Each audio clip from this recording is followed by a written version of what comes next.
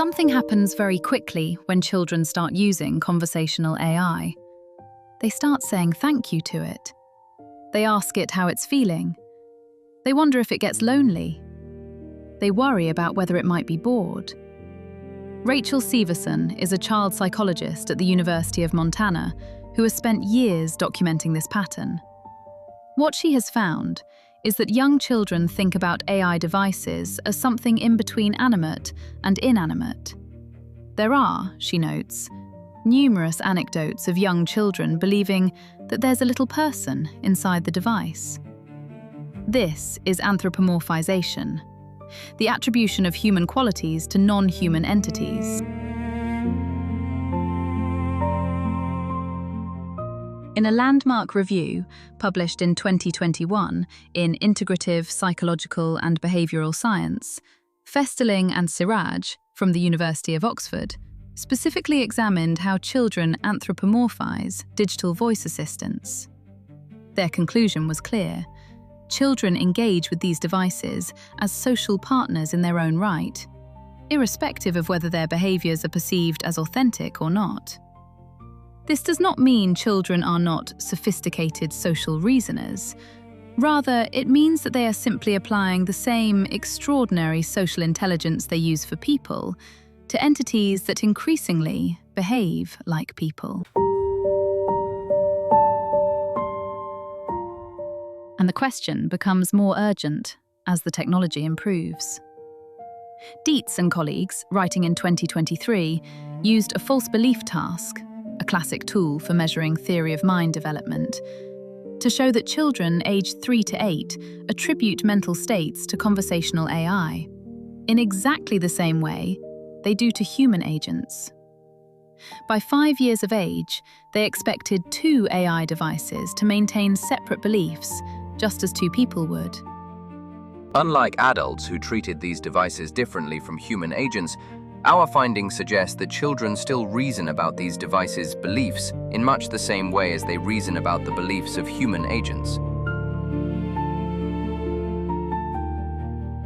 So why does this matter?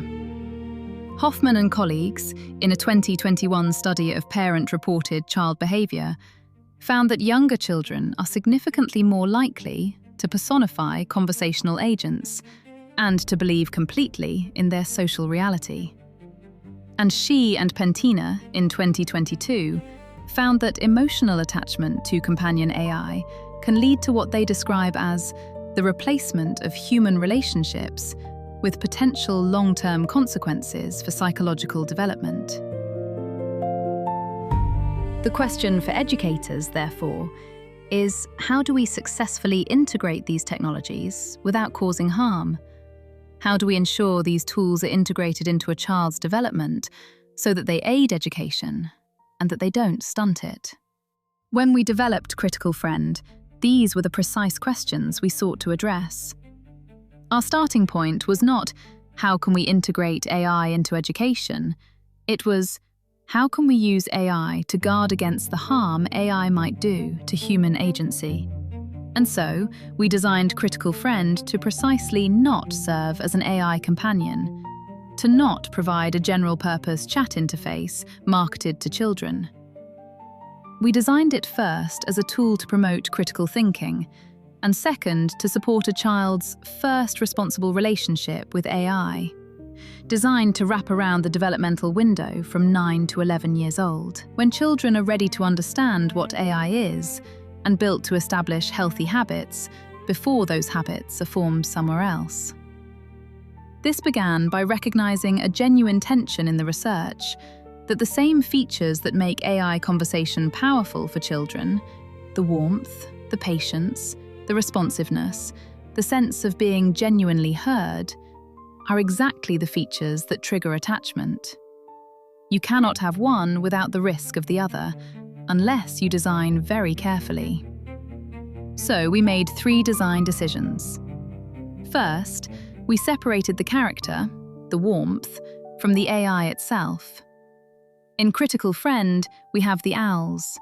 Warm, curious, lovable owls, each with a distinct personality.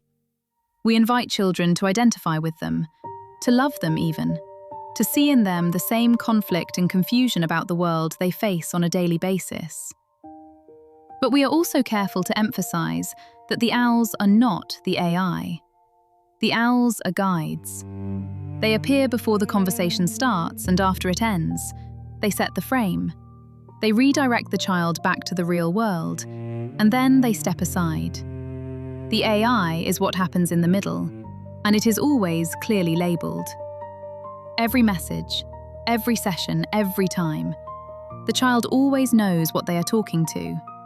The research tells us that children see voice assistants as social partners because of their behavioral realism, the way they respond, not the way they look. So we made sure that the warm, lovable, human-feeling thing the child sees is clearly not the AI, and that the AI is clearly labeled as a tool that is helping them for sure, but is not going to work for them.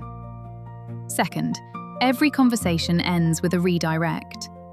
When a child finishes a thinking conversation in Critical Friend, they don't just get a "great session, see you tomorrow." An owl appears, and the owl says, "Good thinking. Now, is there someone you could talk to about your ideas? A parent or guardian, a teacher, or a friend would love to hear what you've been thinking about." But there is something more fundamental than any of this. Something that was baked into Critical Friend from the very beginning. Think about what makes an AI conversation feel human. It answers your questions. It tells you things. It responds to what you say with information, comfort, and opinion. It gives you something. And that giving is what creates the illusion of reciprocity. This is the engine of parasocial attachment. The AI gives and the child receives. And over time, that feels like a relationship. Critical Friend cannot do this because we designed it out. The AI in Critical Friend only ever asks questions. It never gives answers. It never offers opinions. It never tells the child what to think. Every single response ends with a question, always, without exception.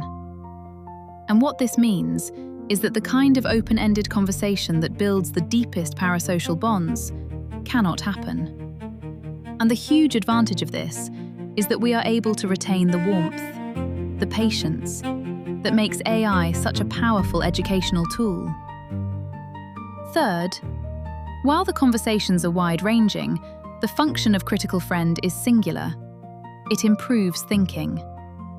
A child who comes back to Critical Friend comes back because they want to think more deeply, not because the AI told them what to think, but because the conversation made them more themselves, more confident, more curious, more capable.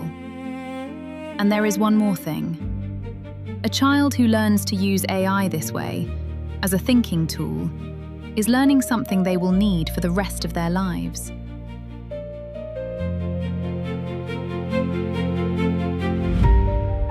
Ultimately, every child will grow up using AI. The job for educators is, how do we develop the right relationship with this technology? Critical Friend, a child's first responsible relationship with AI. By design.